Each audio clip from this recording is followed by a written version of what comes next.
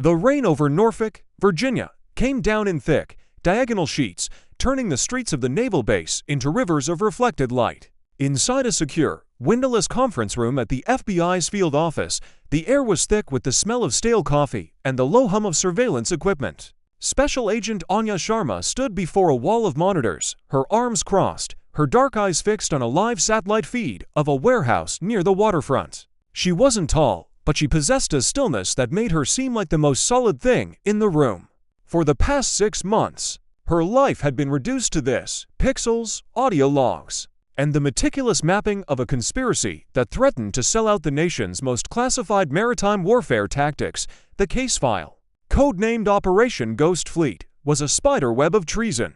Someone with high-level clearance was feeding sensitive information regarding SEAL Team 4's unconventional underwater insertion methods to a known foreign intelligence operative posing as a maritime logistics broker. The leaks were surgical, too precise to be the work of a low-level clerk. This was the work of an insider, someone who moved in the same rarefied circles as the operators themselves. Anya's primary suspect was Lieutenant Commander Marcus Thorne, the charismatic and aggressively effective commanding officer of SEAL Team 4. His record was pristine, his leadership legendary, and his access to the stolen protocols was absolute. But Anya didn't deal in legends. She dealt in evidence. And right now, all she had was a gut feeling and a pattern of circumstantial digital breadcrumbs that led directly to his command, her partner, a grizzled tech specialist named Dave Coulson, who wheeled his chair over, handing her a steaming mug. "You're going to burn a hole through that screen, Anya. The satellite isn't going to show him typing 'I am the spy' on his laptop." She took the mug, the warmth of fleeting comfort against the chill of the job. "He's too careful, Dave. He never uses his personal devices for anything incriminating. The leak always happens when he's on base, but the data dump occurs at odd hours. He's either a ghost or he has an accomplice we haven't found. Or," Dave said, taking a sip of his own coffee, "he's just a very good CO doing his job. And we're chasing shadows because the Admiral's office needs a scapegoat." Anya shook her head. "The data packets are too clean.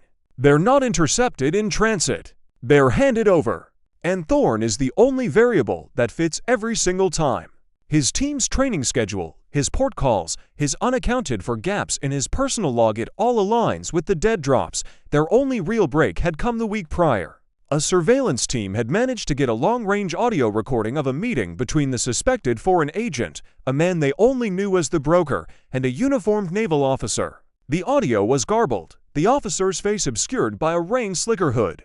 But they caught one clear phrase from the broker as the officer handed over a memory stick: "The commander's generosity is always appreciated."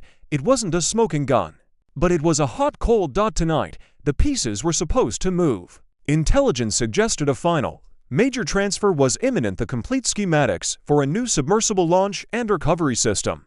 And tonight, Lieutenant Commander Thorne was not on base. He was across town, attending a charity gala for the Navy Marine Corps Relief Society at the historic Norva Hotel. Anya had managed to get them in.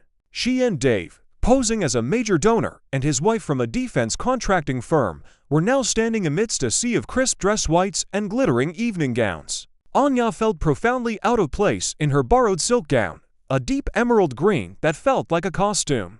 She felt more herself with a Kevlar vest and a badge. But she had a job to do. The wire-thin earpiece hidden by her expertly styled hair buzzed with updates from the tactical teams positioned outside. Dave, looking uncomfortable in a tuxedo that was a size too small, nursed a ginger ale by the bar, his eyes scanning the room not for people, but for electronic signatures on a modified phone hidden in his jacket pocket. And then she saw him. Lieutenant Commander Marcus Thorne. He wasn't just in the room.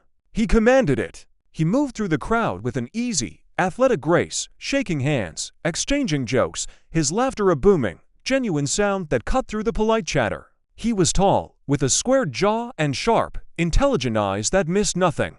He wore his dress whites with an almost casual perfection, a cluster of medals on his chest telling a story of courage and service that Anya had read in his file. He was the idealized version of an American hero, and for a fleeting, traitorous moment, Anya understood why people trusted him implicitly. It was his superpower. Her objective was simple: Stay close, observe his interactions, and see if he made any contact that could be construed as a handoff. Her team had the exits covered. The broker was reportedly in town.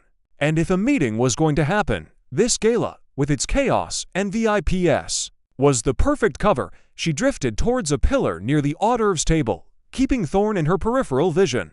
He was deep in conversation with a group of younger officers, his back to her. She watched as he clapped one of them on the shoulder, his gestures broad and confident. Then, as if sensing her gaze, he turned, his eyes landed on her, and a flicker of curiosity crossed his face. It was the look of a predator noticing a new element in his territory. Before she could look away, he excused himself from the group and walked directly towards her. Anya's heart rate remained steady, her expression placid.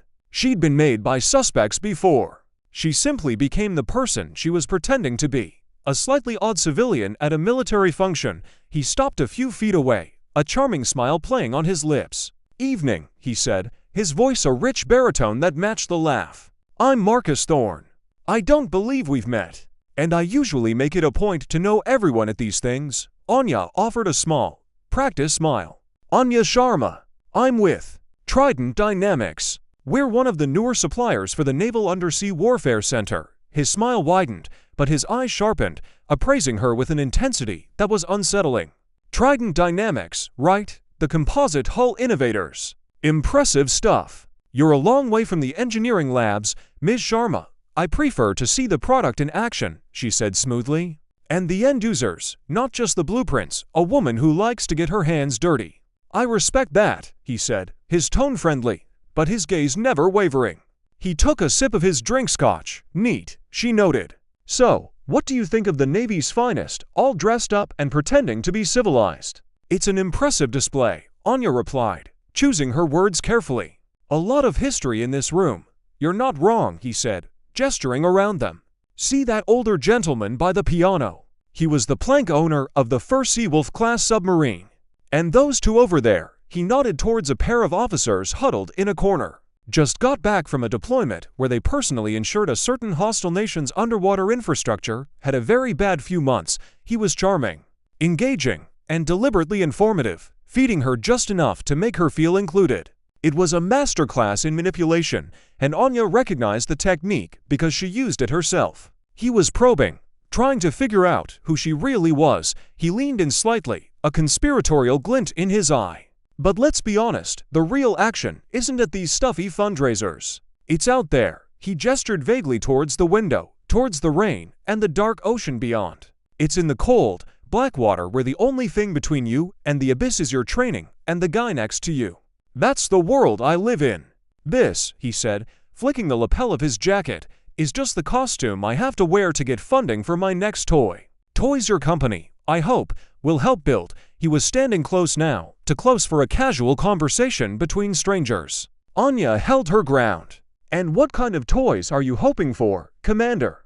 "The kind that rewrite the rule book," he said, his voice dropping an octave. "The kind that make the impossible possible. Silent, deep, and deadly. The kind that let my boys get in, do the job, and get back home without anyone ever knowing they were there." He paused, his eyes boring into hers. "You know, you have the eyes of someone who's seen that world, Ms. Sharma, or at least, someone who's been close to it. You don't flinch." It was a direct hit. He was too perceptive. Anya had spent years training herself not to react, to maintain a perfect facade. Yet, this man, a stranger, had peeled back a layer in under 5 minutes. She kept her smile fixed. "Flattery will get you nowhere, Commander.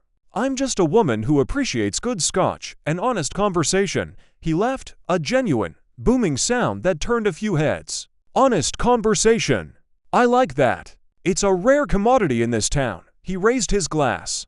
"To honest conversation, Ms. Sharma, and to the cold, black water." He clinked his glass gently against hers, his fingers brushing hers for a fraction of a second. In that brief contact, Anya felt a jolt, not of attraction, but of pure, unadulterated conflict. This man was either a brilliant patriot or a world-class traitor. And right now, he was charming her with the same ease he probably used to debrief captured insurgents. The earpiece crackled. It was Dave's voice, tense and quiet. "Anya, we have a problem." The broker just walked into the lobby. "He's heading for the main bar."